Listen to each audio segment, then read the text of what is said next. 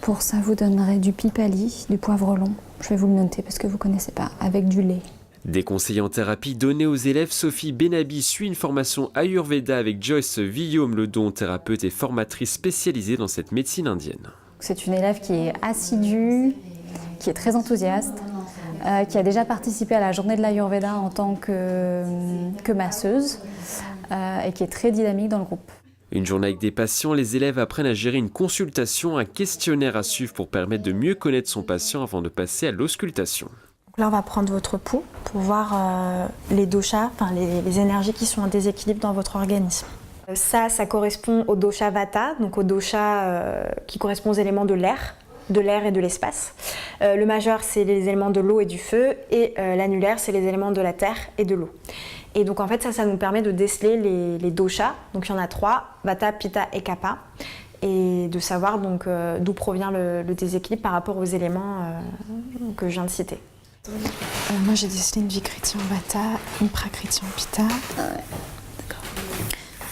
un pouls assez chaud, assez lent.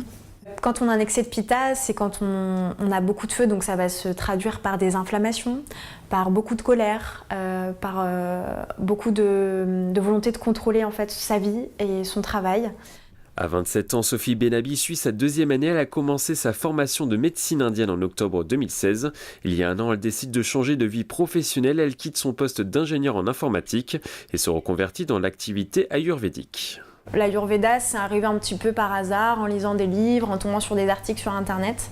Et puis voilà, coup de foudre. Donc c'est une médecine indienne qui veut dire en fait la science de la vie. Ayurveda, ça veut dire science de la vie. Et c'est une médecine en fait qui allie l'alimentation, les soins corporels et la spiritualité. Avec ses outils de thérapie, elle reçoit chez elle 1 à 2 personnes par semaine pour des soins en Ayurveda, massage, consultation médicale, conseils bien-être, différentes prestations thérapeutiques avec des tarifs entre 40 et 55 €, des séances mélangées à ses révisions.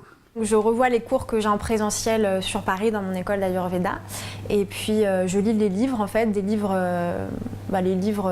sacrés de l'Ayurveda, les traités de l'Ayurveda qu'on doit apprendre en fait, ce qu'on appelle les textes classiques. Donc je les révise, je les apprends, j'essaie de classer par thématique.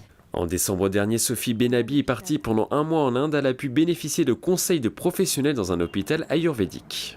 C'était plutôt des patients en fait que j'ai rencontrés et la structure de l'hôpital, enfin les personnes qui s'occupaient de la structure de l'hôpital que j'ai rencontrées aussi. Donc vraiment des personnes qui étaient baignées dans l'Ayurveda, oui. Sophie Benabi souhaite faire de nouveaux voyages en Inde pour pouvoir affiner sa formation en Ayurveda.